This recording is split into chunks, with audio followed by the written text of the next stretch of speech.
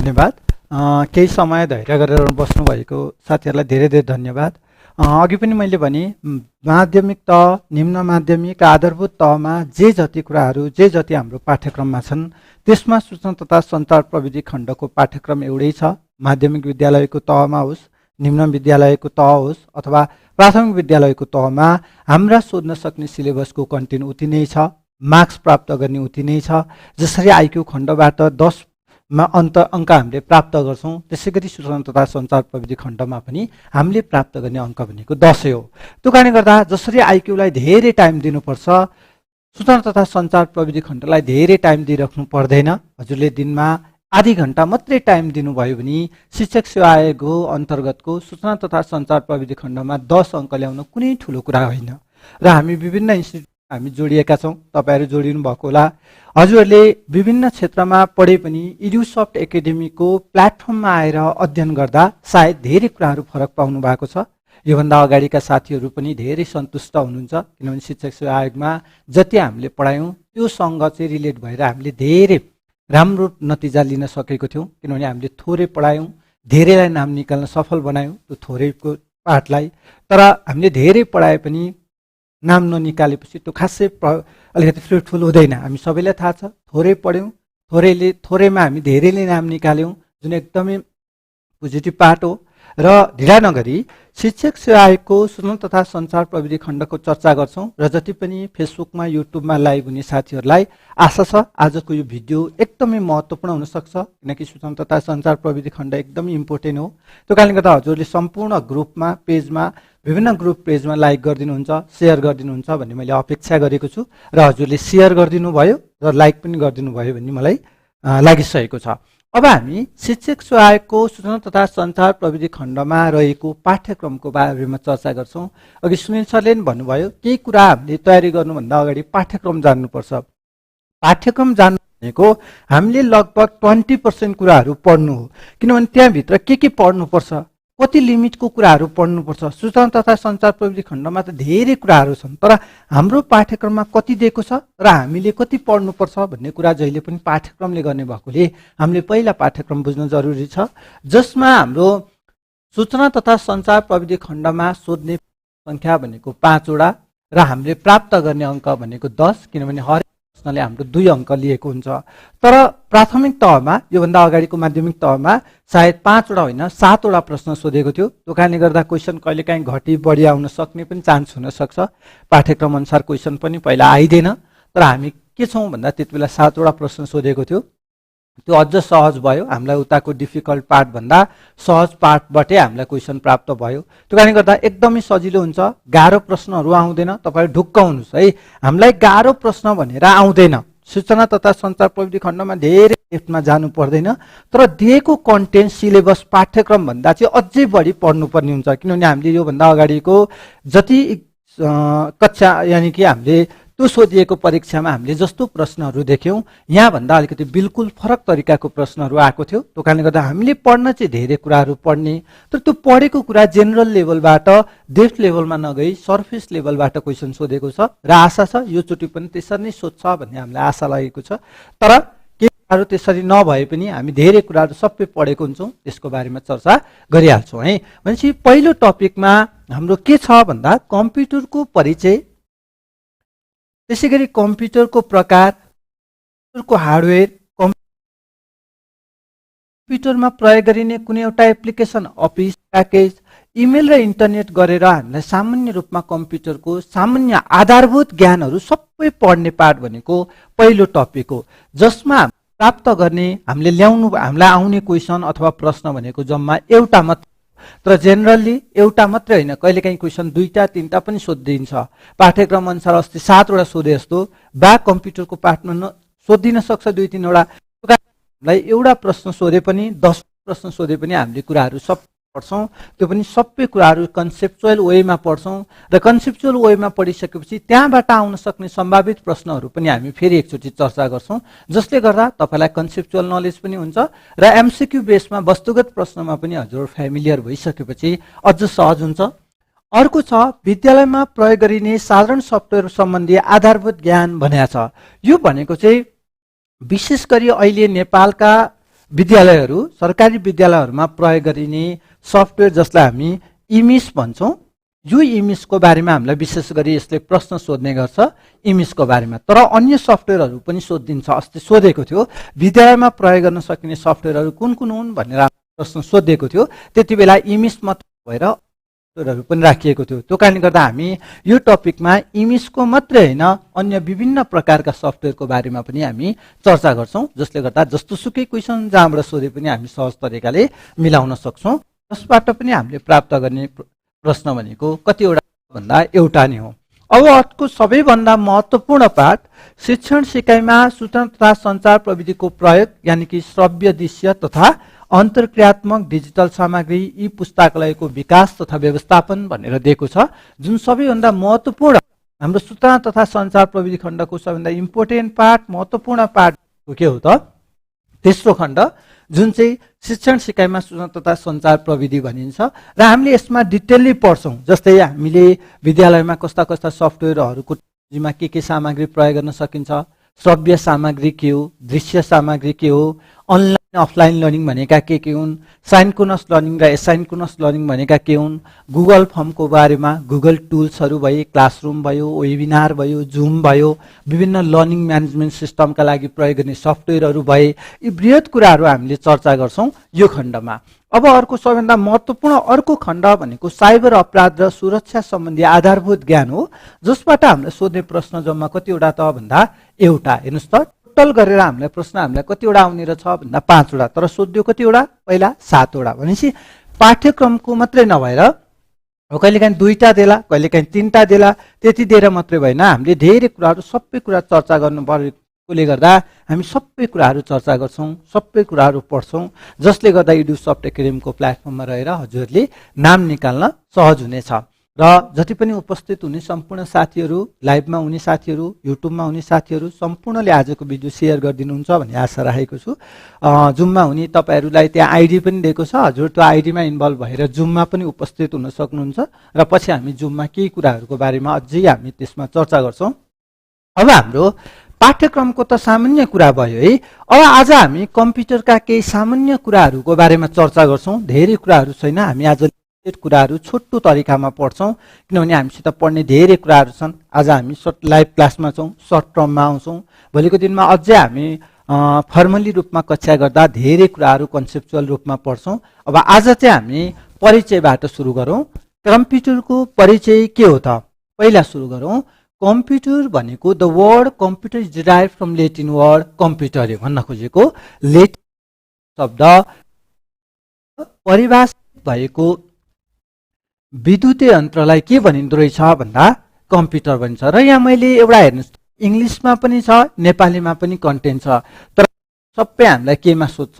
इङ्ग्लिसमा सोध्छ। हजुरलाई किन यहाँ इङ्ग्लिस र नेपालीमा हामी सबैजना इङ्ग्लिसमा फ्यामिली र इङ्ग्लिसमा फ्यामिलियर सँगसँगै हामी सबै कम्प्युटरमा रहेका टेक्निकमा पनि फ्यामिलियर छैनौँ। त्यो कारणले गर्दा हजुरले सुरुमा कन्सेप्चुअल रूपमा बुझ्नको लागि हजुरलाई मैले के गरेको छु, हरेक कन्टेन्टको इङ्ग्लिस र त्यसको नेपाली पोइन्ट राखेको छु। तर ध्यान दिने भनेको हामी इङ्ग्लिसमै बढी जोड दिन्छौँ र फर्मली क्लासमा हामी चाहिँ टोटली इङ्ग्लिसको पार्टमा अलिकति ध्यान दिएर पढ्छौँ, किनभने नेपालीको क्वेसन आउँदैन। अहिले नेपाली बुझे जस्तो सहज तरिकाले बुझिन्छ, तर पछि प्रश्न सोद्धा इङ्ग्लिसमा सोधिदिन्छ, जसले गर्दा अहिले हामी जति इङ्ग्लिसमा फ्यामिलियर भयौँ त्यति बेला त परीक्षामा झन् सजिलो हुन्छ। त्यो कारणले गर्दा हामी सहज तरिकाले सजिलो तरिकाले इङ्ग्लिसकै प्लेटफर्ममा रहेर पढ्नु। अर्को भनेको यो एउटा के रहेछ भन्दा कम्प्युटर भनेको चाहिँ कहाँबाट, कुन शब्दबाट परिभाषित भयो रे भन्दा कुन शब्दबाट भन्दा कम्प्युटरी शब्दबाट चाहिँ परिभाषित भएको। जुन कम्प्युटरी शब्द कुन हो त, कहाँबाट आएको त? त्यो कम्प्युटरबाट कम्प्युटरी भन्ने शब्दबाट परिभाषित भयो, तर त्यो कम्प्युटरी भन्ने शब्द चाहिँ कहाँबाट आयो भन्दा लेटिन भाषाबाट आएको कम्प्युटरी भन्ने शब्द हो। कम्प्युटर के हो त भन्दा इलेक्ट्रोनिक डिभाइस हो। कम्प्युटर एउटा के रहेछ? इलेक्ट्रोनिक डिभाइस हो, जसले के गर्छ रे भन्दा डाटालाई इनपुटको रूपमा लिने, उक्त डाटालाई प्रोसेस गर्ने र प्रोसेस गरिसकेपछि आउटपुटको माध्यमबाट हामीलाई के दिने? इन्फर्मेसन दिने। भन्न खोजेको के रहेछ भन्दा कम्प्युटरले के गर्दो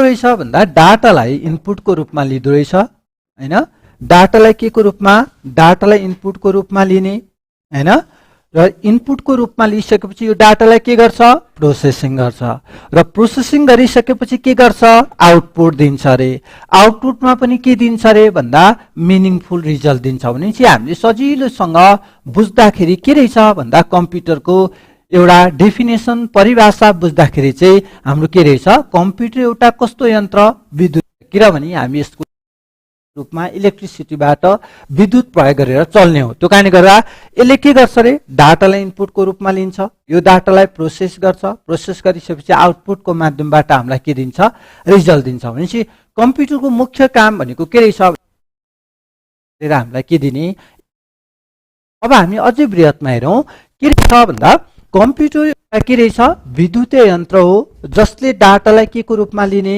इनपुटको रूपमा लिने उक्त डाटालाई के गर्ने प्रशोधन गरिसकेपछि के गर्ने ठोस सूचना दिने काम कसले गर्छ हाम्रो कम्प्युटरले गर्दो रहेछ भनेपछि सामान्य परिचय हामीले के हेर्यौं को कुन शब्दबाट आएको भन्दा कम्प्युटर शब्द कुन भाषाको भन्दा भाषाको अर्को भनेको कम्प्युटर के हो त भन्दा एउटा विद्युतीय यन्त्र हो जसले के गर्छ डाटालाई इनपुटको रूपमा लिन्छ कोबाट लिन्छ के गर्छ प्रोसेसिङ गर्छ र प्रोसेसिङ गरिसकेपछि के गर्छ आउटपुट के को रूपमा दिन्छ मिनिङमा दिँदो रहेछ यो भनेको हाम्रो के हो त कम्प्युटरको सामान्य परिचयको कुराहरू भयो अब हामी हेरौं कम्प्युटरको कार्य सिद्धान्त के हो कम्प्युटरले कसरी आफ्नो कार्य सिद्धान्त गर्छ कम्प्युटरले युजरले दिएको डाटालाई कम्प्युटरले कसरी प्रोसेस गर्छ इन्फर्मेसनलाई कसरी लान्छ त जस्तै मान्छेले भात त खान्छ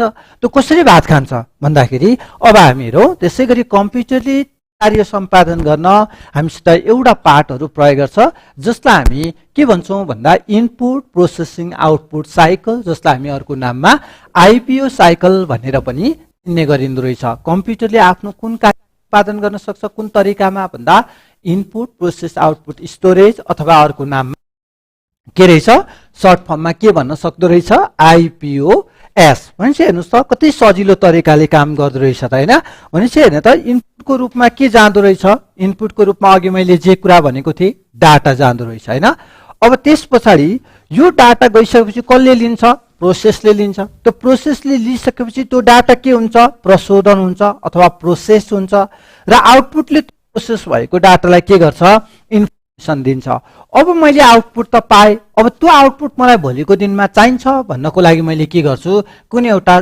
स्पेसिफिक ठाउँमा लगेर मैले के गर्छु स्टोर गर्न सक्छु त्यो चाहिँ के को लागि भोलिको दिनमा भन्दा पर्मानेन्टली रूपमा सजिलोसँग बुझ्दा अझै हजुर सजिलोसँग बुझ्दा लजिनुस् अझै सजिलोसँग के हुन सक्छ भन्दा लाइन कुनै किसानले के गर्छ एउटा किसान अथवा फार्मर हो यसले के गर्छ भन्दा धान रोप्छ धान रोप्नु एउटा रूपमा हामीले के भन्छौं इनपुटको रूपमा मैले लिए है धान रोप्यो रे यो इनपुटको रूपमा भयो धान रोपिसकेपछि त्यो धान के हुन्छ फल्यो अनि मैले के गर्छु त्यो धान प्राप्त गर्छु यहाँसम्म त बुझौं हेर्नुस् त इनपुट दिए त्यो इनपुट प्रोसेस भयो अनि मैले आउटपुट अब मैले त्यो प्राप्त भएको 10 मुरी धान चाहिँ मैले एकै दिनमा खाइसक्छु सक्दिन मैले के गर्छु पछिसम्मको खानको लागि गर्छु भकारी लगेर दिन्छु भनेपछि कुरा एउटै हो युजरले डाटा दिन्छ त्यो डाटालाई प्रोसेसिङ हुन्छ आउटपुट आउँछ र त्यो आउटपुटलाई मैले भोलिको दिनमा चाहिन्छ भनेर मैले के स्टोरमा राख्छु भनेपछि किसान धान रोप्यो इनपुट भयो त्यो धान फल्यो प्रोसेस भयो फले प्राप्त भयो पाएको धानलाई भोलि दिनमा खान राख्छु त्यसलाई के भयो त भकारीमा लगेर राख्छु कम्प्युटरमा पनि सेम इनपुट प्रोसेस आउटपुट र स्टोरेज अब कहिलेकाहीँ क्वेशन सोध्न सक्छ कम्प्युटरले कुन आधारमा आफ्नो डाटा प्रशोधन गर्न सक्छ भनेर सोध्यो भने के रहेछ त आउटपुट स्टोरेज अथवा कहिलेकाहीँ सोधिन्छ आईपीओएस अब कहिलेकाहीँ यो यस भनेर पनि सोधिन सक्छ कहिलेकाहीँ कुन आधारमा डाटा प्रशोधन गर्छ भनेर कहिलेकाहीँ आईपीओ मात्रै पनि भनिदिन्छ कुरा एउटै हो त्यहाँ एस चाहिँ नजोडेको तर कहिलेकाहीँ आईपीओ साइकल भनेर पनि सोध्देला यस सोध्यो भने जहिले पनि यस कता हुन्छ पछाडी किनभने आउटपुट आउँछ त्यो आउटपुटलाई पछिको दिनमा स्टोर गर्न प्रयोग गर्ने सिस्टम भनेको त स्टोरेज हो भन्छ हैन त। डाटा गयो त्यसलाई प्रोसेस गर्यो आउटपुट कहिलेकाहीँ यतिको मात्रै पनि सोधिदिन सक्छ, कहिलेकाहीँ यो जोडेर पनि सोधिदिन सक्छ भने चाहिँ हाम्रो सही उत्तर भन्यो भने एउटा आइपिओ साइकल भनेर पनि दिन सक्छ। अर्को भनेको चाहिँ हाम्रो के रहेछ त भन्दा आइपिओ या साइकल भनेर पनि दिन सक्छ। हामी यहाँसम्म क्लियर छौँ? यही कन्फ्युजन छ कमेन्ट गर्नुहोस्, पछि हामी फेरि त्यसको बारेमा चर्चा गर्छौँ। हजुर जुम आइडी लिएर जुमको क्लासभित्र छिर्नुहोस् र हामीले अझै त्यसमा पछि बढी चर्चा गर्छौँ। एक आपसमा फेस टु फेस त्यसमा केही कुराहरू हामी एक आपसमा बोल्छौँ पढ्छौँ र जति पनि हेर्नुभएका साथीहरूले फेसबुक अथवा युट्युबमा सेयर गरिदिनु होला आजको भिडियो। र इनपुट प्रोसेसिङ आउटपुट र स्टोरेजको कुरा त यो भयो है। अब जसमा हामीले त डाटा भन्यौँ, इनपुटको रूपमा के जान्छ अरे डाटा जान्छ।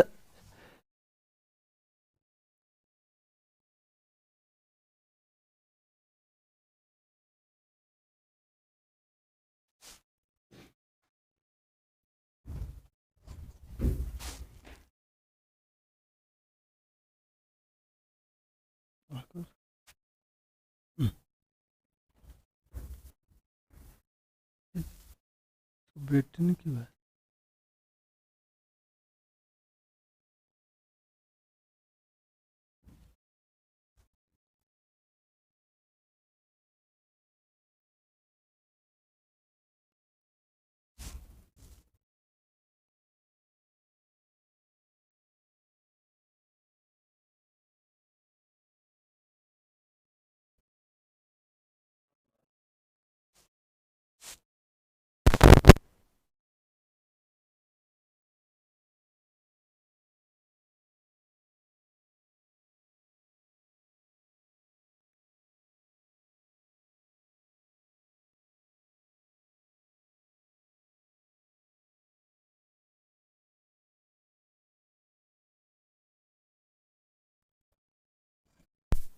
भनेपछि हामीले के थियौँ भन्दा केही चर्चा गर्दै थियौँ हैन।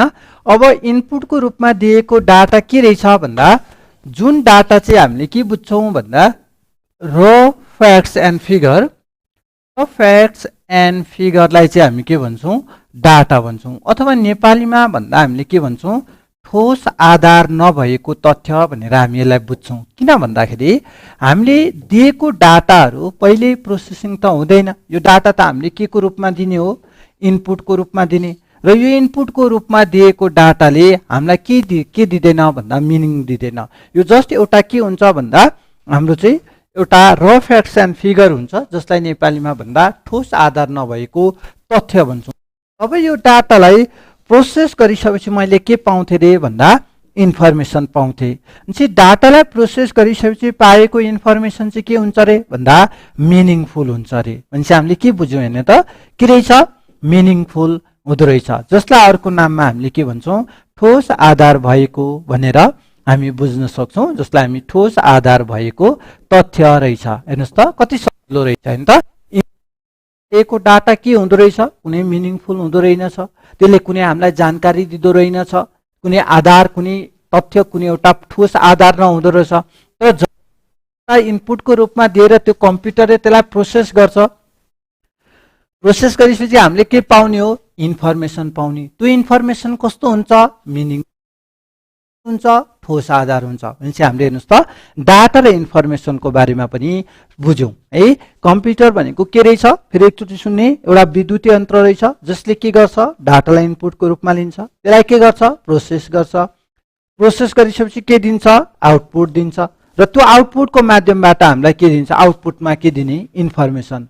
र त्यो भोलि दिएको आज लिएको इन्फर्मेसन मैले के गर्छु भोलिको दिनमा चाहिन्छ भनेर मैले काहीँ लङ टर्मको लागि स्टोर गर्छु। त्यो कारणले गर्दा कम्प्युटर एउटा विद्युतीय यन्त्र हो जसले कुन आधारमा आफ्नो कार्य सम्पादन गर्न सक्छ भन्दा आइपिओएसको आधारमा आफ्नो कार्य के गर्दो रहेछ कम्प्युटरले सम्पादन गर्दो रहेछ, जसमा दिएको डाटा के हो त र फ्याक्ट्स एन्ड फिगर हो, कसको कुनै ठोस आधार हुँदैन।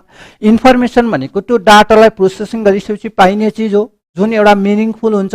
जसरी मैले किसानले धान रोप्छ, त्यो धान रोप्दाखेरि उसले खान लायकको धान प्राप्त गर्ने हो त हैन नि, उसले त के गरेको त्यो खानको लागि त्यो प्राप्त खान मिल्नेको प्राप्त गर्नको लागि त्यो धान रोपेको। भनेपछि के रहेछ भन्दाखेरि धान चाहिँ के भयो त उसले रोप्यो, तर धान पछि फलेपछि मैले के गरेँ त त्यो खान लायक मैले के गरेँ प्राप्त गरे। त्यो कारणले गर्दा हामीले बुझौँ यो पार्ट। हेर्नुहोस् त, सूचना अथवा जानकारी इन्फर्मेसन जसलाई हामी मिनिङफुल डाटा अर कलेज इन्फर्मेसन अथवा ठोस आधार भएको तथ्यलाई के भनिँदो रहेछ भन्दा इन्फर्मेसन भन्दो रहेछ। यहाँसम्म पनि हामी क्लियर छौँ। अब हामी नेक्स्टमा लागौँ। एउटा भनेको विशेषता। अब कम्प्युटरका विशेषताहरू के हुन् त? आजको हाम्रो विभिन्न क्षेत्रमा हामी कम्प्युटर प्रयोग गर्छौँ। जुनसुकै क्षेत्र हामीले किन नहोस्, भात पकाउनेदेखि लिएर हामीले गाडीमा कुद्ने गाडीमादेखि लिएर हैन, सबै क्षेत्रमा हामी आज कम्प्युटर प्रयोग गर्छौँ। केका लागि प्रयोग गर्छौँ भन्दा यसका विभिन्न विशेषताहरू, महत्त्वपूर्ण विशेषता जसले गर्दा हामीलाई के हुन्छ त, फ्रुटफुल हामीलाई सघाएको छ। जे काम गर्न नि आज कम्प्युटरले सघाएको छ। त्यो कारणले गर्दा हामी के बुझ्छौँ त, यसका विशेषताहरू के रहेछन् त भनेर हामी चर्चा गर्छौँ। कम्प्युटरका विशेषताहरू हामी हेरौँ। एउटा स्पिड अथवा वेग। वेग भनेको के होला? स्पिड अथवा वेग। हजुरलाई मैले यहाँ नेपालीमा त लेखेको छु, तर हजुरहरू जो सकेसम्म के गर्ने, नेपालीलाई छोडेर इङ्ग्लिसमा अलिकति ध्यान दिने। मैले हजुरलाई बुझ्नको लागि फर्स्ट लेभलमा छौँ। फर्स्ट लेभलमा भइसकेपछि हामीले अलिकति बुझ्न जरुरी भएकोले मैले हामी हेरौँ। स्पिड भनेको कस्तो विशेषता भन्दा कम्प्युटरले आफ्नो कार्य चाहिँ छिटो भन्दा छिटो के को भरमा भन्दा सेकेन्डको भरमा आफ्नो कार्य के गर्छ, सम्पादन गर्ने कार्य गर्छ। ठिक छ, कम्प्युटरले कार्य गर्न सक्छ। कम्प्युटरलाई दिएको डाटा र निर्देशन बमोजिम कम्प्युटरले के गर्छ, छिटो भन्दा छिटो। छिटो भन्दा छिटो भनेको कति टाइमको लागि? एउटा सेकेन्डमै के गर्ने त भन्दा उसले हाम्रो डाटा के गरिदिन्छ, प्रोसेसिङ गरेर हामीलाई इन्फर्मेसन दिन्छ। भनेपछि कम्प्युटरको एउटा विशेषता के रहेछ? एउटा विशेषता के रहेछ? छिटो कार्य सम्पादन गरिदिने। के रहेछ? छिटो कार्य सम्पादन गर्ने विशेषता भनेको एउटा अर्को कार्य सम्पादन। अब अर्को भनेको हामीलाई नेक्स्टमा के छ हेर्ने त, अर्को भन्यो हामीलाई स्टोरेज अथवा भण्डारण। भण्डारण भनेको कम्प्युटरमा हामीले के गर्छ भन्दा कम्प्युटरलाई हामीले दिएको डाटा अथवा हामीले प्राप्त गरेको इन्फर्मेसनलाई चाहिँ कम्प्युटरले के गर्छ रे भन्दा लङ टर्म अथवा स्थायी रूपमा हुन सक्छ। के रहेछ?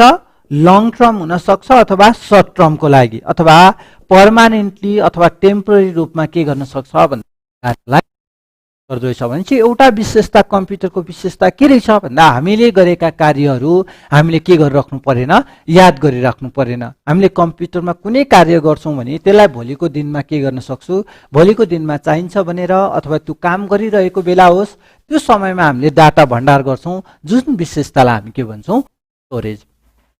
अब अर्को विशेषता छ अटोमेटिक अथवा स्वचलन। अथवा स्वचलन भनेको कम्प्युटरले आफै काम गर्छ। अभियसली कम्प्युटरले आफै काम गर्छ, तर कुन बेला भन्दा जब प्रयोगकर्ताले डाटा र निर्देशन दिइसकेपछि मात्रै। यदि प्रयोगकर्ताले डाटा र निर्देशन बिना चाहिँ कम्प्युटरले के गर्दैन भन्दा आफ्नो कार्य सम्पादन गर्न सक्दैन। तर के फरक हो भन्दा प्रयोगकर्ताले उसलाई के गर्नु पर्यो, 2 र 3 जोड भनेर चाहिँ दिने पर्यो। तर हामीले के गर्नु पर्दैन भन्दा 2टा धर्का तान्ने, 3को 3टा धर्का तान्ने अनि निकालेर यो चाहिँ गरिराख्नु पर्दैन। उसले यति दिने बित्तिकै मैले रिजल्ट कति पाउँछु भन्दा 5 रिजल्ट पाउँछु। त्यो पनि एउटा के रहेछ भन्दा अटोमेटिक हो। मान्छे हेर्ने त के रहेछ, आफै काम गरिदिने हैन।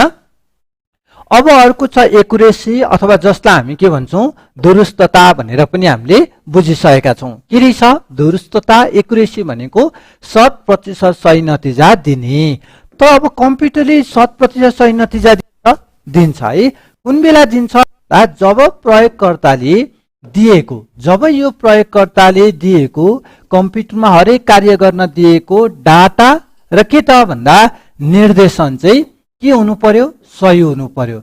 यदि यो प्रयोगकर्ताले दिएको डाटा र निर्देशन सही छैन भने कम्प्युटरले के गर्दैन, 100% एकुरेट रिजल्ट दिँदैन। उदाहरणको रूपमा 2 र 3 दियो भने कम्प्युटरले अटोमेटिकली 5 दिन्छ। ठिक छ, तर तपाईले 2 + * 3 # $, दियो भने यसले मलाई 5 दिन्छ। त तपाईले दिनुभयो 2 र 3 त्यसलाई दिएको इन्स्ट्रक्सन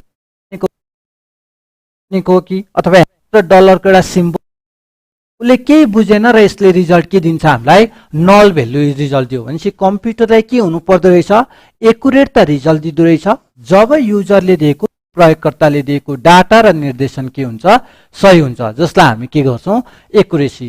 अर्को छ भर्सटाइल अथवा बहुकार्य।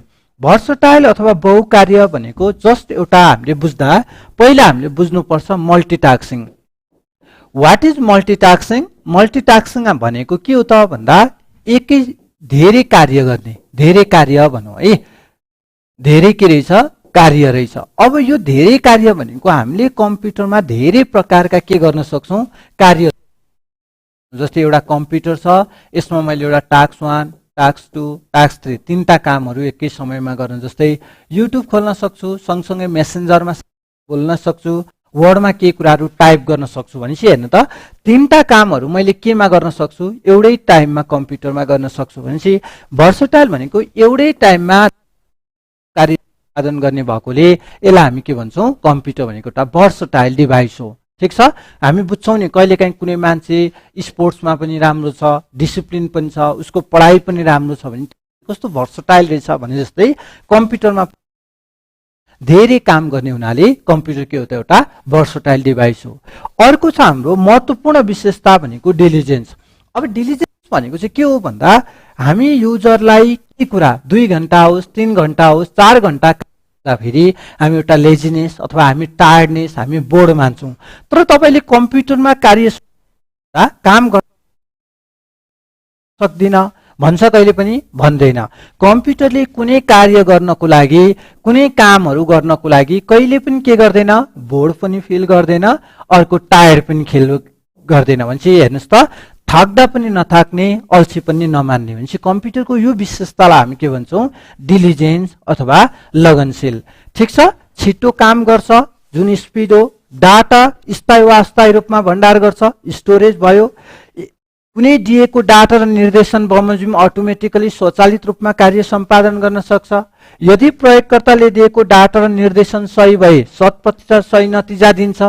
एउटै समयमा धेरै सम्पादन गर्न सक्छ र कार्य गरेर कहिले पनि कार्य सम्पादन गर्दा कहिले पनि किन पनि अल्छी पनि मान्दैन भनेपछि हाम्रा विशेषताहरू के रहेछन् speed, storage, automatic, accuracy, versatile र डिलिजेन्स चाहिँ हाम्रा कम्प्युटरका के हुन् त विशेषता हुन्। अब त्यसो भए अर्कोमा जाउँ हामी के छ भन्दा यसका बेफाइदाहरू, कम्प्युटरको बेफाइदाहरू के हुन एउटा फाइदा अथवा यसको विशेषताको रूपमा हेर्यौँ भने अब सबै कुराको बेफाइदा पनि होला, फाइदै मात्रै हुन्छ भन्ने छैन। जस्तै एउटा के रहेछ भन्दा हेल्थ इस्युज, स्वास्थ्यमा समस्या आउने, जस्तै हाम्रो आई स्ट्रेनहरू होला, आँखामा समस्या होला। अहिले धेरै भएको मोबाइलहरू डिभाइसहरू धेरै प्रयोग गर्न के हुनसक्छ ब्याक पेनहरू भइरहेको हुन्छ। यो भनेको एउटा त भन्दा हेल्थ इस्यु, जस्तै मेन्टल प्रब्लमहरू हुनसक्छ। यो कुराहरू भनेको के हो त के हो त हामीलाई डिसएडभान्टेज। साइबर क्राइम भनेको कम्प्युटरबाट धेरै इथिकल कामहरू अनइथिकल कामहरू हुन सक्छन्, मिसयुजहरू हुन सक्छन्, जसको माध्यमबाट हामीले धेरै कुराहरूको डाटाहरू कसैले चोरी दिन सक्छ हैन, कसैले एउटा अनाधिकृत हाम्रो कम्प्युटरमा भएका डाटाहरू लिदिन सक्छ अथवा अनअथोराइजेसन हुन सक्छ। हामीले कम्प्युटरमा राखेको अथवा नेटवर्किङ प्रणालीमा भएका चिजहरू कसैले चलाइदिन सक्छ। त्यो चाहिँ हाम्रो के हो त भन्दा अर्को डिसएडभान्टेज हो। आइसोलेसन भनेको आफ्नो दूरी बढ्ने। अहिले हामीले पहिला चिठी पुर्याउनु पर्यो अथवा कसै साथीसित केही म्यासेज दिनु पर्यो भने उसित के हुनु पर्थ्यो भेट्नै पर्थ्यो, फिजिकल एटेन्ड हुनु पर्थ्यो। तर अहिले कम्प्युटरले गर्दा के छ भन्दा हामी फिजिकल्ली के गर्नु पर्दैन भन्दा एक आपसमा भेटिराख्नु पर्दैन, कम्प्युटरकै माध्यमबाट अथवा कुनै इन्टरनेटको एक्सेसबाट त्यो साथीलाई अथवा त्यो व्यक्तिलाई मैले के गर्न सक्छु नेटवर्किङकै माध्यमबाट केही म्यासेजहरू पठाउन सक्छु, जसले के गरिराख्नु पर्दैन भेट्नु पर्दैन, जसलाई हामी के भन्छौँ आइसोलेसन, एक आपसको दूरी के हुने त घट्ने। अर्को नन इन्टेलिजेन्स, आफै सोच्न सक्छ सक्दैन। कम्प्युटर के हुन्छन् कम्प्युटर प्रयोग गर्दा हामी धेरै एडिक्ट हुन्छौँ। अहिलेको जमानामा हेर्नुहोस् त कम्प्युटर मोबाइल चाहिँ हाम्रो पकेटमा छैन भने हामी केही छैन, हामीसित के छैन जस्तो हुन्छ।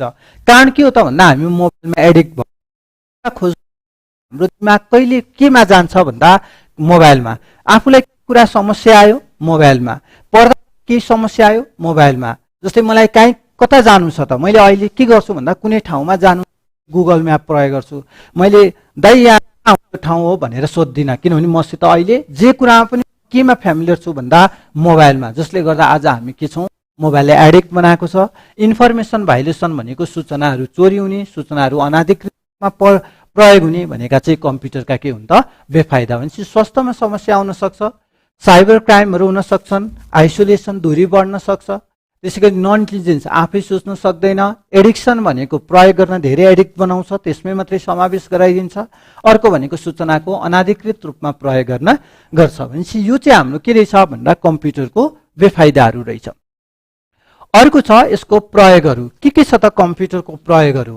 ल हामी कुन कुन क्षेत्रमा कम्प्युटरको प्रयोग गर्न सक्छौँ भन्दा एउटा शिक्षा क्षेत्रमा अहिले हामी हेर्नुहोस् त विद्यालयहरूमा ई लर्निङ प्लेटफर्मको लागि विशेष गरी हामी कम्प्युटर प्रयोग गर्न सक्छौँ।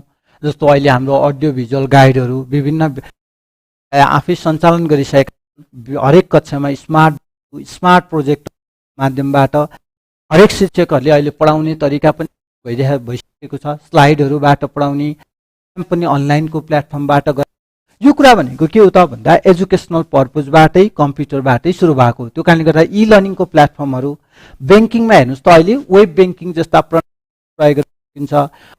यो अहिले प्रविधि मैत्री हुनाले ब्याङ्कहरू मैत्री भएका छन्, कुनै एउटा नेटवर्किङ सिस्टममा चल्न सक्ने भएका छन्। त्यो कारणले गर्दा कम्प्युटरको अर्को एउटा प्रयोग कुन क्षेत्रमा हुँदो रहेछ भन्दा ब्याङ्किङ, मार्केटिङ अथवा एडभर्टाइजमेन्ट। आज हामी हाम्रो एउटा सानो कुना र हामी संसार सुकै कुनामा हामी केही कुराहरू हाम्रो गुड्स बेच्न सक्छौँ।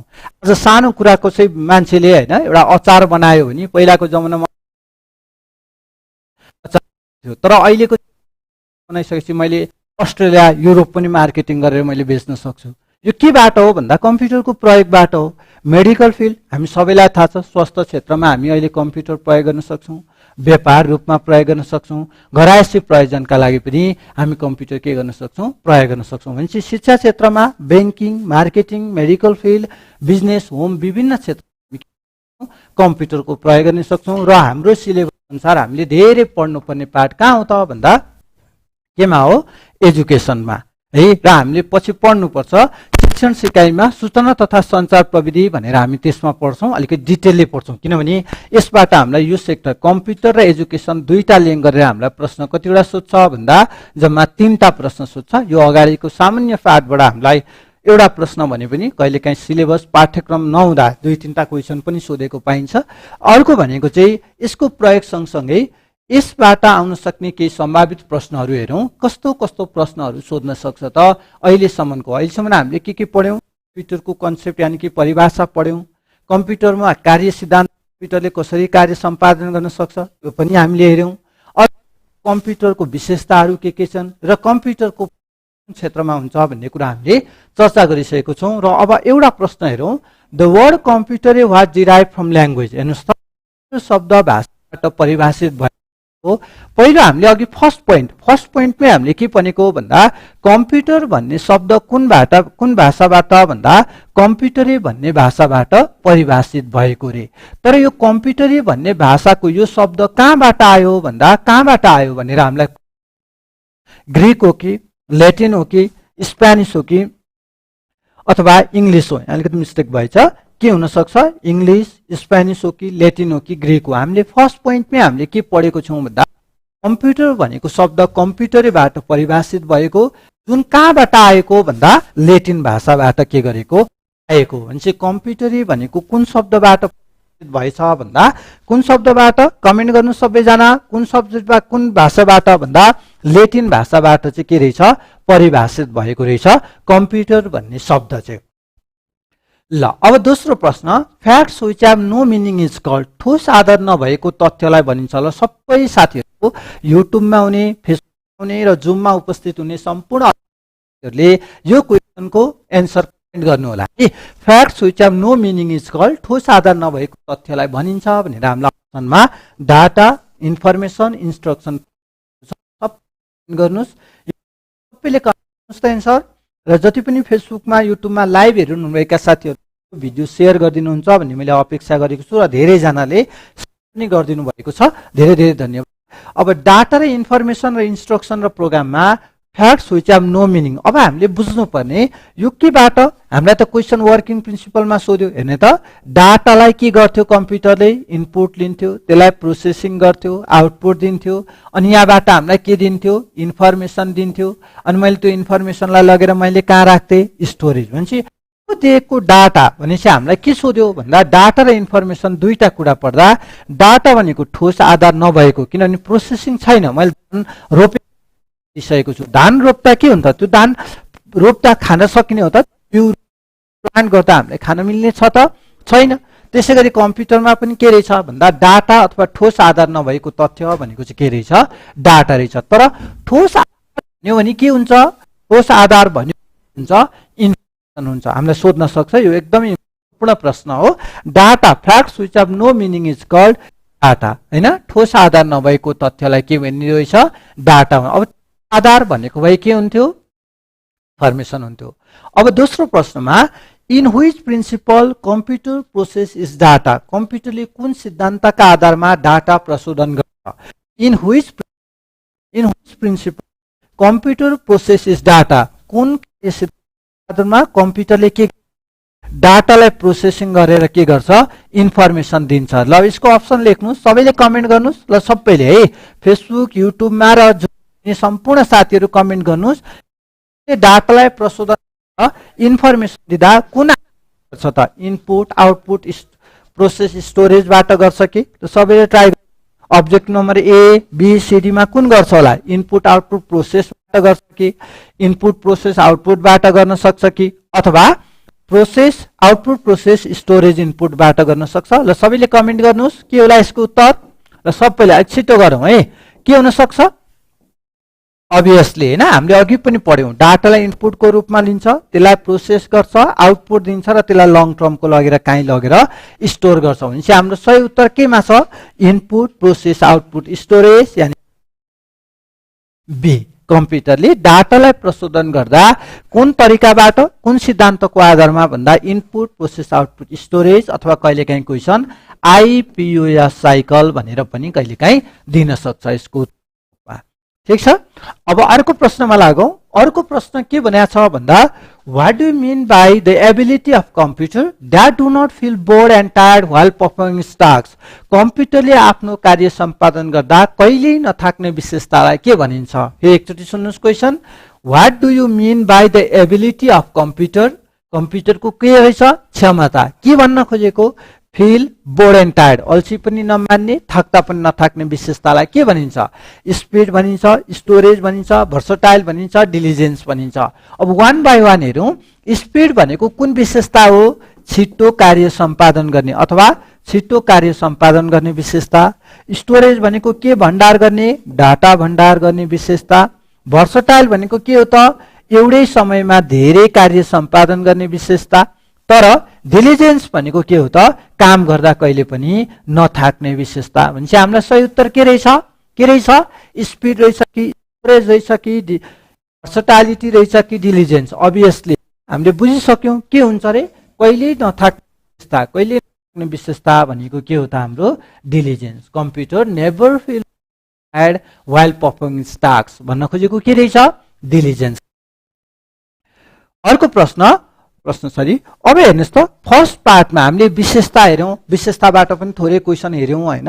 त्यसैगरी हामीले अगाडिको पार्टमा के पढ्यौं त भन्दा कार्य सिद्धान्त, त्यसैगरी यसको डेफिनेसनको पार्टहरु, परिभाषाको पार्टबाट कस्तो कस्तो प्रश्न आउँछ भनेर पनि हामीले हेर्यौं।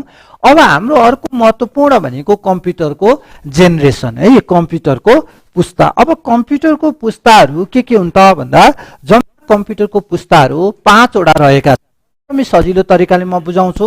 हामीलाई सोध्ने भनेको क्रम भएको विद्युतीय कम्पोनेन्ट, विद्युतीय के हो, what is the electronic component used in different generation of computer भन्नको मतलब हाम्रो जम्मा कम्प्युटरहरु 5 जेनेरेसनको रहेको छन्। First generation, second generation, third generation र के रहेछ, फिफ्थ जेनेरेसन चाहिँ हाम्रो 5 वटा का जेनेरेसनहरु छन्। जुन हरेक जेनेरेसनमा आफ्नै आफ्नै विशेषताहरु छन्। हरेक जेनेरेसनका कम्प्युटरहरुको आफ्नै आफ्नै विशेषता छन्, जसमा पहिलो जेनेरेसनको कम्प्युटरमा हाम्रो कार्य सम्पादन गर्न प्रयोग गर्ने एउटा प्रविधि भनेको के थियो भन्दा भ्याक्युम ट्युब हो। क्वेशन सोध्ने पनि यही हो। पहिलो जेनेरेसनको कम्प्युटर एउटा प्रविधि गर्ने भन्दा भ्याक्युम ट्युब हुन्थ्यो। त्यसैगरी भ्याक्युम ट्युब पछाडि दोस्रो पुस्ताको कम्प्युटरहरुमा के युज भयो ट्रान्जिस्टर युज हुन थाल्यो ट्रान्जिस्टर भयो त्यसैगरी दोस्रो पुस्ताको कम्प्युटर सँगसँगै तेस्रो पुस्तामा युज भयो भन्दा आईसी जस्ता हामी के भन्छौं इन्टिग्रेटेड सर्किट भन्छौं आईसी भन्छौं त्यो पुग्दा त्यो के भयो माइक्रो प्रोसेसर भयो है माइक्रो प्रोसेसर चाहिँ के हो त चौथो पुस्तामा प्रयोग भएको प्रविधि हो र पाँचौं पुस्तामा भनेको के रहेछ आर्टिफिशियल इन्टेलिजेन्स हो अब सरले त डेट भन्नु भएन भन्ने होला अब डेट भन्छु है अब यहाँ डेट अलिकति कन्ट्रोभर्सियल छ कुनै बुकमा जाँदा कुनै साइट कुनै बुकमा जाँदा कुनै डेटहरु हुन्छन् तर यो डेट भनेको खासमा 10 वर्षको 194 195 195 196 196 197 गर्दा अप टु नाउ 10 वर्षको डिकेडमा हो तर कुनै साइडमा के गर्दै अलिकति कन्ट्रोभर्सियल बनाएको छ तर हामीलाई धेरै डेटहरु सोध्दैन प्रोबेबल सोध्ने भनेको मेन को कुन चाहिँ इलेक्ट्रोनिक कम्पोनेन्ट भन्छ तर डेट पनि हेरौं सबैभन्दा बढी युज हुने 1946 टु 1959 दोस्रो पुस्ता कहिलेदेखि सन् 1959 देखि 1965 सम्म जति कम्प्युटरहरु बने त्यो सबै दोस्रो पुस्ताको 65 देखि 71 सम्म जति बने त्यो पुस्ता 71 देखि 80 जति बने त्यो चौथो पुस्ताको र 80 देखि जति बन्दैछन् त्यो सबै पाँचौं पुस्ताको जसमा यो कम्प्युटरमा युज भएको टेक्नोलोजी के रे भ्याक्युम ट्युब दोस्रोमा के रे ट्रान्जिस्टर तेस्रोमा के रे आईसी चौथोमा के रे माइक्रो प्रोसेसर र पाँचौंमा के हो भन्दा आर्टिफिशियल इन्टेलिजेन्स एउटा महत्त्वपूर्ण पार्ट भनेको कहिलेकाहीँ यहाँ यो चौथो पुस्ता र पाँचौं पुस्ता यो दुईटा पुस्तामा चाहिँ कहिलेकाहीँ माइक्रो प्रोसेसर नभनेर कहिलेकाहीँ VLSI अथवा ULSI भन्नाले VLSI भनेको भेरी लार्ज स्केल इन्टिग्रेसन के रहेछ भेरी लार्ज स्केल इन्टिग्रेसन रहेछ हैन त्यसैगरी ULSI भनेको पनि सेम एज है ULSI भने पनि के हो त अल्ट्रा लार्ज स्केल इन्टिग्रेसन यानी कि VLSI र ULSI अब कहिलेकाहीँ माइक्रो प्रोसेसर कहिले पनि तीनटै भनेर VLSI भन्न सक्छ ULSI भन्न सक्छ माइक्रो प्रोसेसर भन्न सक्छ जे पनि कुरा के रहेछ एउटै रहेछ अब कहिलेकाहीँ फ्युचरमा AI मात्रै नभनेर यसमा कहिलेकाहीँ बायोचिप्स भनेर पनि दिन सक्छ है भनेपछि हेर्नुस् त पाँचौं जेनेरेसनको पाँचौं पुस्ताको कम्प्युटरमा प्रयोग भएका प्रविधि के हुन् भनेर कहिले चिप्स भने सोधिन सक्छ सोधिन सक्छ भनेपछि हाम्रो सही उत्तर के रहेछ फर्स्ट जेनेरेसनमा युज भएको टेक्नोलोजी भन्यो भने भ्याक्युम दोस्रोमा भन्यो भने के रहेछ ट्रान्जिस्टर तेस्रोमा भन्यो भने आईसी चौथोमा भन्यो भने VLSI र ULSI अथवा माइक्रो प्रोसेसर पाँचौंमा भन्यो भने AI अथवा बायोचिप्स AI भनेर खुल्दुली लागेको होला हैन AI भनेको आर्टिफिशियल इन्टेलिजेन्स भनेको आर्टिफिशियल भनेको main made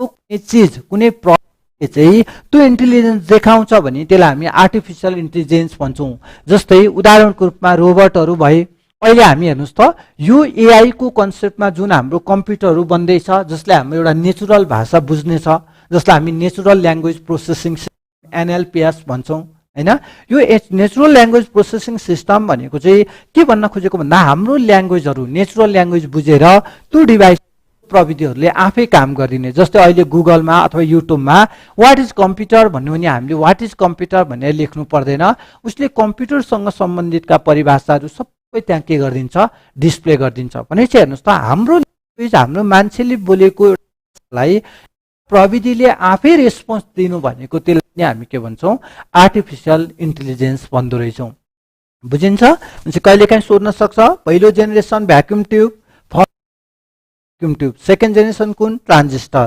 third IC fourth VLSI ULSI अथवा माइक्रो प्रोसेसर फिफ्थ बायोचिप्स अथवा AI हामीले कम्प्युटर जेनेरेसनको पार्ट पनि बुझ्यौं है साथमा पनि हेरौं कसरी दिएको छ भन्दा टेबलमा ल हेर्ने त ए पार्ट हो ल मैले यहाँ थोरै टेबलमा पनि राखेको छु हजुरले अलि क्लियर हौ है ल हेर्ने त पहिलो पुस्ताको कम्प्युटरमा कहिलेदेखि 1946 देखि 1959 युज टेक्नोलोजी के रहेछ भ्याक्युम ट्युब अब हेर्ने त यहाँ एउटा युज ल्याङ्ग्वेज भनेको छ। यो ल्याङ्ग्वेज भनेको हेर्नुहोस् त, हामीले कोही साथीलाई केही कुरा बोलाउनु पर्यो भने हामीले कुनै ल्याङ्ग्वेज प्रयोग गर्छौँ।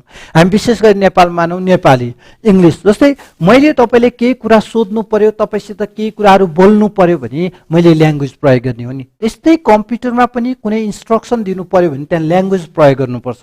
त्यसै गरी पहिलो पुस्ताको कम्प्युटरले बेग्लै ल्याङ्ग्वेज प्रयोग गरेका थिए होला, दोस्रोले बेग्लै हो। त्यस्तै हरेक कार्य सम्पादन गर्न त ल्याङ्ग्वेज चाहिन्छ। जुन ल्याङ्ग्वेज पहिलो पुस्ताको कम्प्युटरले प्रयोग गरेको ल्याङ्ग्वेज भनेको मेसिन ल्याङ्ग्वेज हो।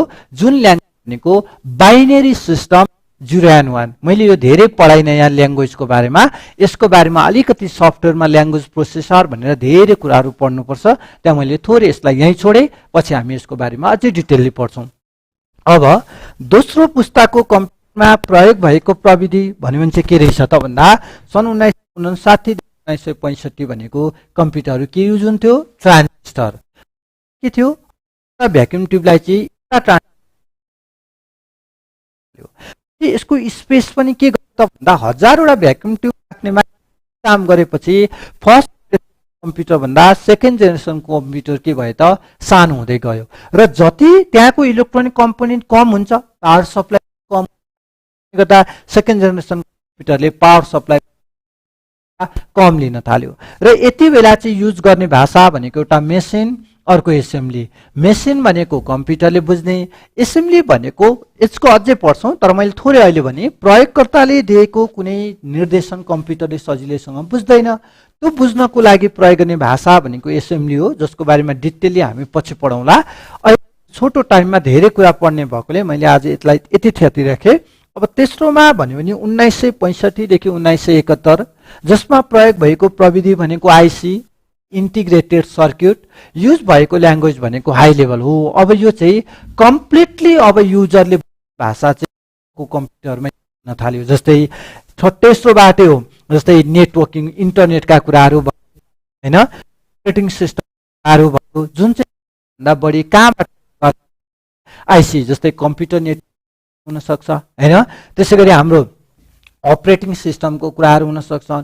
कुन कम्प्युटरबाट सुरु भयो भन्दा थर्ड जेनेरेसनको कम्प्युटरमा भयो। त्यसै गरी चौथो भनेको 1971 देखि 1980 युज भएको टेक्नोलोजी भनेको माइक्रो प्रोसेसर, अथवा मैले अघि भने आइदर भिएलएसआई अथवा आइदर युएलएसआई भएको ल्याङ्ग्वेज। अभियसली युजरले प्रयोग गर्ने ल्याङ्ग्वेज के रहेछ?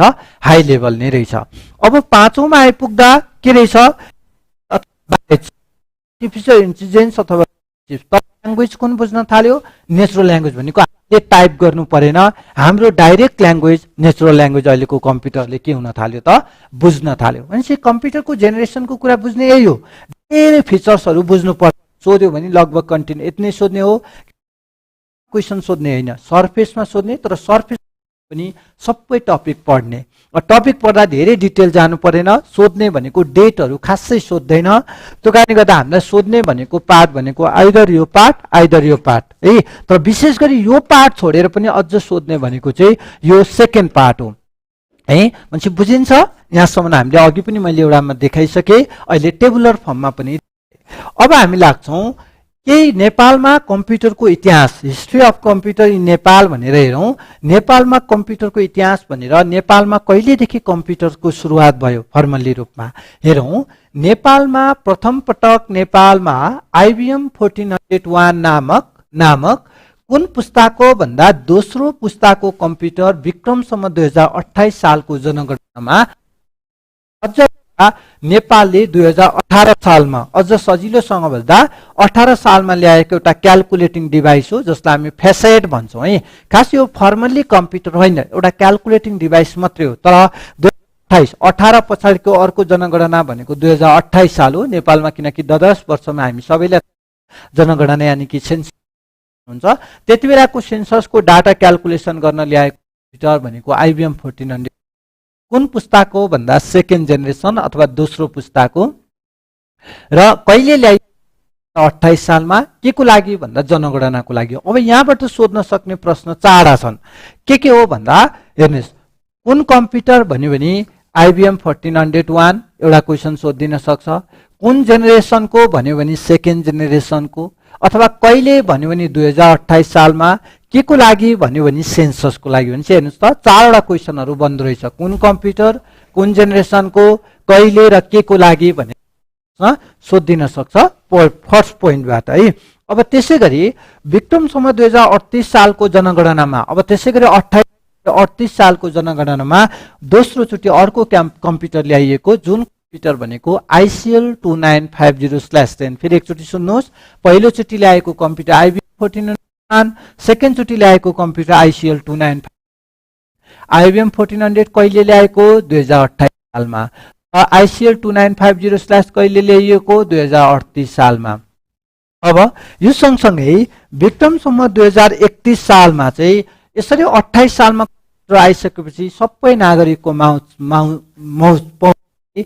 कम्प्युटरको पहुँच थिएन त्यो कारणले गर्दा कम्प्युटरको पहुँच पुर्याउनको लागि नेपालमा 2031 सालमा राष्ट्रिय कम्प्युटर केन्द्र यानि कि नेशनल कम्प्युटर सेन्टर स्थापना गरिएको थियो जुन अहिले विज्ञान तथा प्रविधि मन्त्रालयमा गाभिसकेको छ है भनेपछि विक्रमसम्म 2031 सालमा चाहिँ नेपालमा के गर्यो 28 सालमा कम्प्युटर आयो त्यो कम्प्युटरमा नेपालमा चाहिँ अब प्रविधिमा चाहिँ पहुँच पुर्याउनको लागि नेपालमा के गरियो राष्ट्रिय कम्प्युटर केन्द्र यानि कि नेशनल कम्प्युटर सेन्टर के गरेको स्थापना गरिएको थियो भनेपछि फर्स्ट सेकेन्ड थर्डको कुरा यो भयो है पहिलोचोटि ल्याएको कम्प्युटर कुन IBM 1401 कहिले भन्दा 2028 सालमा कुन जेनेरेसनको भन्यो भने सेकेन्ड जेनेरेसनको दोस्रो चोटि कहिले ल्याएको 2038 ल्याएको कम्प्युटर कुन थियो ICL 2950 थियो अर्को 2031 सालमा के को लागि राष्ट्रिय कम्प्युटर केन्द्र स्थापना गरियो कम्प्युटर प्रयोगको पहुँच बढाउनको लागि है अब नेक्स्ट स्लाइडमा हाम्रो के छ भन्दा विक्रमसम्म 2039 सालदेखि नेपालमा एप्पल भिक्टर सिरियस जस्ता माइक्रो कम्प्युटरहरू प्रयोग गरिएको थियो अब 2038 सालसम्म त जनगणना भयो त्यस पछाडि 2039 देखि चाहिँ नेपालमा भिक्टर सिरियस जस्ता माइक्रो कम्प्युटरहरू आए त्यसपछि नेपालका विभिन्न विश्वविद्यालय अथवा बैंकिङ क्षेत्रमा कम्प्युटरको प्रयोग हुन थाल्यो भनेपछि कहाँबाट सुरुवात भयो 28 सालबाट र जेनरली हिस्ट्री बुझ्दा कहाँसम्म बुझ्छौँ भन्दा 39 सम्म हामीले याद गर्नु पर्यो 28 सालमा ल्याएको कम्प्युटर IBM 1401 सबैभन्दा सोध्ने क्वेसन यही हो है कुन जेनेरेसनको भन्यो भने सेकेन्ड जेनेरेसनको अब दोस्रो चोटि ल्याएको कम्प्युटर भन्यो भने कुन रहेछ ICL 2950/10 है कहिले ल्याएको भन्दा 2038 सालमा ल्याएको दुईटै के को लागि ल्याएको भन्दा जनगणनाको डाटा क्याल्कुलेसन गर्नको लागि अब अर्को छ यससँग सम्बन्धित कस्ता प्रश्नहरू सोध्न सक्छ जेनेरेसनबाट त्यो हेरौँ है त पहिलो प्रश्न which electronic component was use in first generation computer यानि कि पहिलो पुस्ताको कम्प्युटरमा प्रयोग भएको प्रविधि के हो पहिलो पुस्ताको कम्प्युटरमा प्रयोग भएको प्रविधि कुन हो भनेको छ अब हामीले अघि पनि हेर्यौं ट्रान्जिस्टर इन्टिग्रेटेड सर्क्युट अथवा के पनि भनिन्छ अर्कोमा भ्याक्युम ट्युब अर्कोमा बायोचिप भनेपछि हामीले अघि पनि पढाएका छौं ट्रान्जिस्टर भनेको कुन जेनेरेसनमा सेकेन्ड इन्टिग्रेटेड भनेको कुन जेनेरेसनमा थर्डमा भ्याक्युम कुन जेनेरेसनमा फर्स्टमा र बायोचिप्स भन्यो भने कमेन्ट गर्नुहोस् बायोचिप्स भन्यो भने कुन जेनेरेसनमा हुन्छ ट्रान्जिस्टर सेकेन्ड हो इन्टिग्रेटेड सर्क्युट थर्डमा हो भ्याक्युम ट्युब फर्स्टमा हो भने बायोचिप्स भनेको कुन जेनेरेसनमा हुन्छ फिफ्थ जेनेरेसनको कम्प्युटरमा हुन्छ भनेपछि हामीलाई सोधेको प्रश्न केबाट सोधेको छ भन्दा which electronic component was use in first generation computer भन्दा कुन रहेछ भ्याक्युम ट्युब रहेछ अब अर्को क्वेशन हेरौं which language was use in second generation computer दोस्रो पुस्ताको कम्प्युटरमा प्रयोग भएको भाषा कुन हो अघि हामीले हेरेका छौं है दोस्रो पुस्ताको कम्प्युटरमा प्रयोग भएको भाषा कुन हो अब अघि पनि हामीले हेर्यौं फर्स्टमा युज भएको ल्याङ्ग्वेज कुन हो त मेसिन हो सेकेन्डमा कुन हुन्छ के हुन्छ सेकेन्डमा अभियसली सेकेन्डमा युज भएको भनेको मेसिन भनेको के हो त कम्प्युटरले मात्रै बुझ्ने भाषा जस्तो हामी नेपालीमा यान्त्रिक भाषा पनि भन्छौं जसमा के थियो 0 एन्ड 1 को कन्सेप्ट थियो अब सेकेन्डमा मैले अघि पनि भने दुईटै सिस्टमको एउटा मेसिन पनि र अर्को एसेम्बली पनि युज हुन्छ हैन त्यसैगरी ल कमेन्ट गर्नुस् मैले यति भनेपछि यसको आन्सर के होला थर्डमा युज भएको के हुन्छ हाई लेभल ल्याङ्ग्वेज हैन त्यसको फोर्थमा युज भएको ल्याङ्ग्वेज पनि के हो त हाई लेभलै हो र फिफ्थमा युज भएको ल्याङ्ग्वेज के हो त भन्दा नेचुरल ल्याङ्ग्वेज हो भनेपछि ल कमेन्ट गर्नुस् मैले यही भनिसकेको छु आन्सर के हुन सक्छ ल अब मेसिन पनि भनेको छ, हाई लेभल एसेम्ब्ली पनि भनेको छ भनेपछि हाम्रो सही उत्तर के रहेछ? Both A and B. हजुरलाई कहिलेकाहीँ बोथ भन्छ, एएनसी हुन्छ, अल अफ दि एबोभ भन्छ भने पहिला एकचोटि फेरि त्यसलाई रिभ्यू गर्नुपर्छ, किनभने हामीलाई ए आइसकेको छ, हामी कहिलेकाहीँ कन्फ्युज भएर त्यो लाइसक्छौँ। त्यो कारणले गर्दा त्यसमा एकदमै ध्यान दिनुहोस्। धेरै क्वेसनहरू चाहिँ विद्यार्थीले मोस्टली मेन्टली पार्टमा छिटो छिटो गर्ने भएकोले एन्सर बिगार्ने हुन्छ। त्यो कारणले गर्दा एकचोटि बोथ भन्छ, एएनसी भन्छ, यहाँ ए एन्ड बी दिइसकेको छ, अल अफ दि एबोभ भन्छ भने हाम्रो सही उत्तर के हुन सक्छ? ए त हाम्रो अलरेडी सही छ। अब बी भनेको छ, बीलाई पनि हेरौँ, एसेम्ब्ली लेभल ल्याङ्ग्वेज। अभियसली दोस्रो पुस्तामा के हुन्छ? मेसिन पनि हुन्छ, अर्को के पनि हुन्छ? एसेम्ब्ली पनि हुन्छ। भनेपछि हाम्रो सही उत्तर के भयो त? Object number D, both A and B. ठिक छ।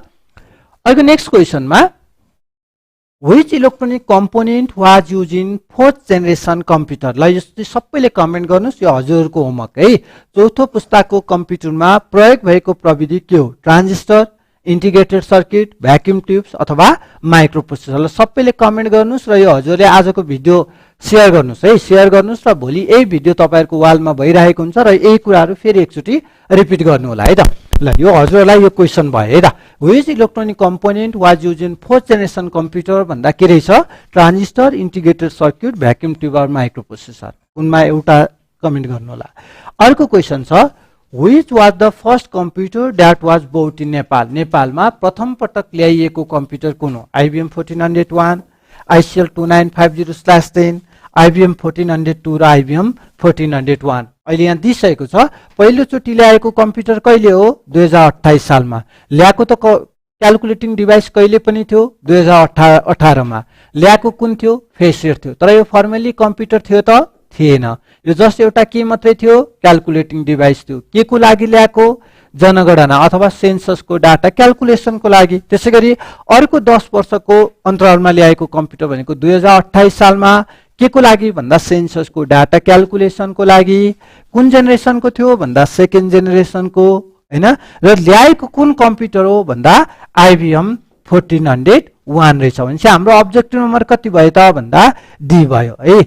अब त्यसैगरी यो त पहिलो चोटि भयो, फर्स्ट भयो। तर अब दोस्रो चोटि कहिले भन्दा 2038 सालमा ल्यायो। त्यो कम्प्युटर कुन हो त भन्दा ICL 2950/10। कुन अप्सनमा दिएको छ भन्दा अब्जेक्ट नम्बर बी। भनेपछि हामीलाई सोधेको कुन हो त? पहिलो पटक ल्याएको कम्प्युटर। भनेपछि हाम्रो सही उत्तर के भयो त? IBM 1401 चाहिँ यसको सही उत्तर हो।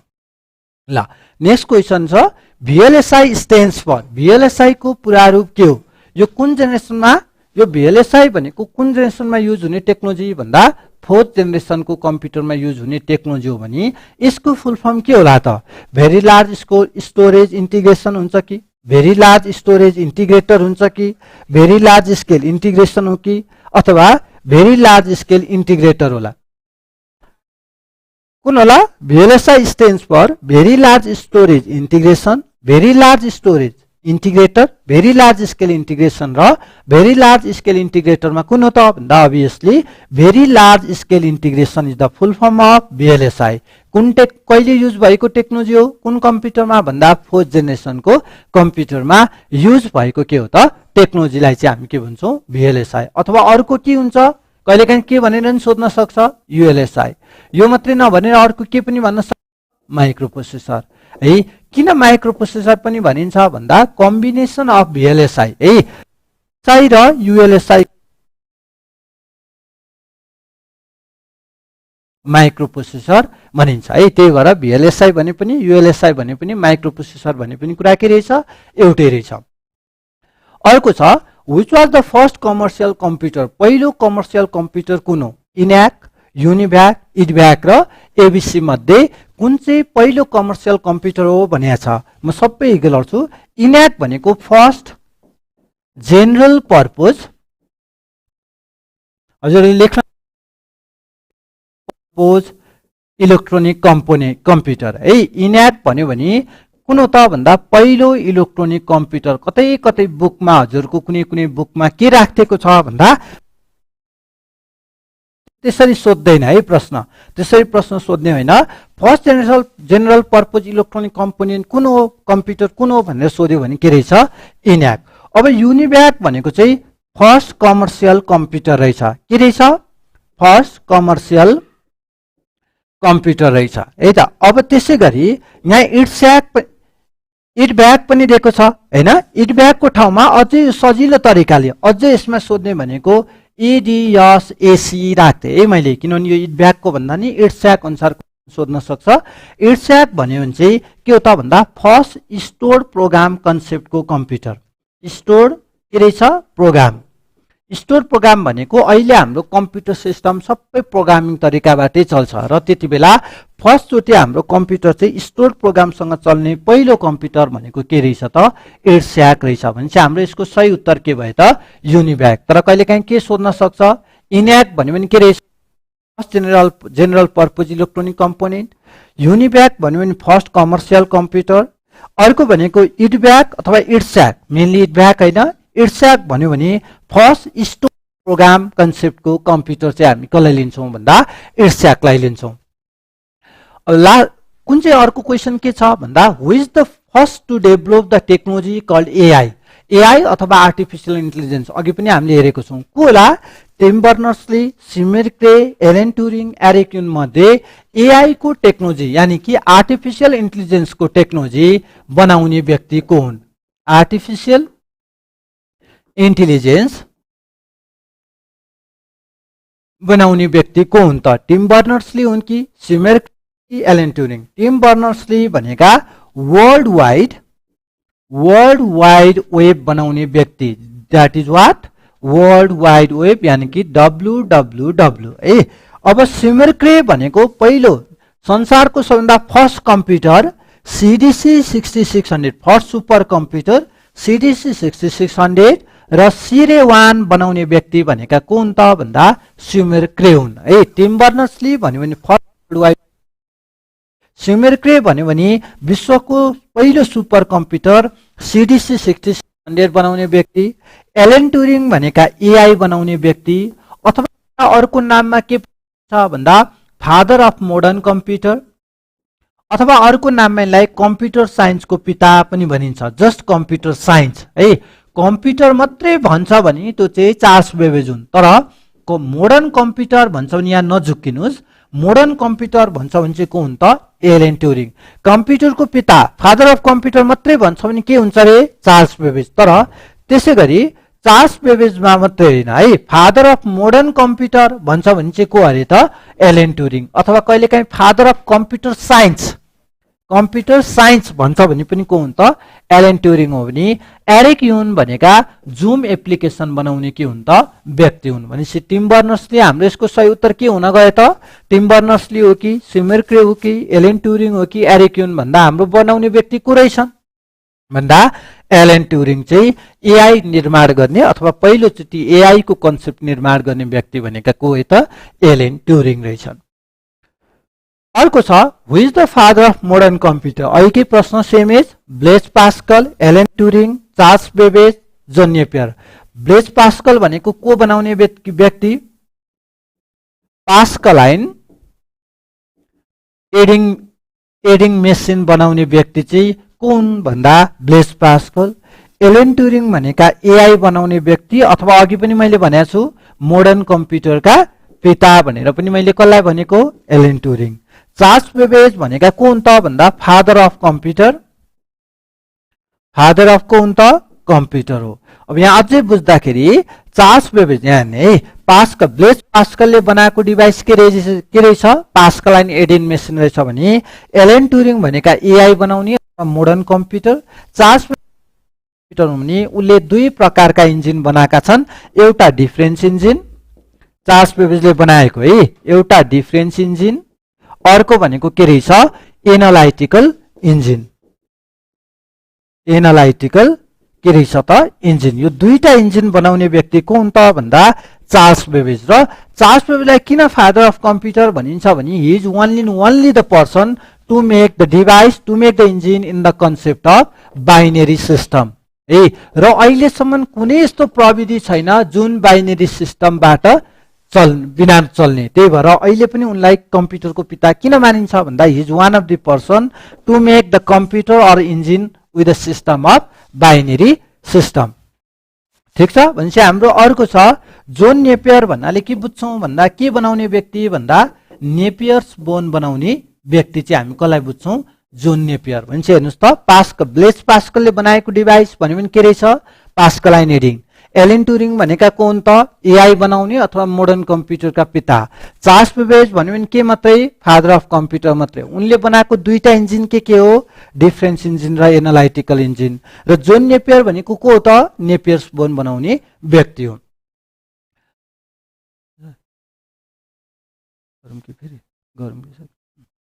र आज हामीले लगभग यति पाठ हेरौँ। अर्को दिनमा शिक्षक सेवा आयोगको माध्यमिक तहको प्रथम पत्रको अस्ति सोधेको प्रश्नहरू, जम्मा हामीलाई सोधेको जुन प्रश्न थियो, यी प्रश्नहरूको बारेमा फेरि म लिएर आएर म फेरि तपाईँहरूमा आज आउनेछु र यसको बारेमा प्रश्नहरूको केही कुरा चर्चा गर्नेछु। र आज हामीले जे जति पढ्यौँ, कम्प्युटरको सामान्य फन्डामेन्टल पार्टहरू पढ्यौँ र आउँदा दिन चाहिँ हामी विभिन्न सहित मेन टपिक लिएर उपस्थित हुनेछु। र आजको भिडियो सम्पूर्ण सरमेमहरू उपस्थित हुने, सम्पूर्ण लाइभमा उपस्थित हुने साथीहरूले यस भिडियोलाई लाइक दिनुहुन्छ भन्ने अपेक्षा राखेको छु र गरिदिनु पनि भएको छ भने धेरै धेरै धन्यवाद। र आज म यति भन्दै बिदा हुन्छु र यहाँ सुने कुराहरू तपाईँलाई अझै शिक्षक सेवाको विस्तृत विवरणहरू सहित केही कुराहरू भन्नको लागि छु। हस्त धन्यवाद, नमस्कार, शुभरात्रि।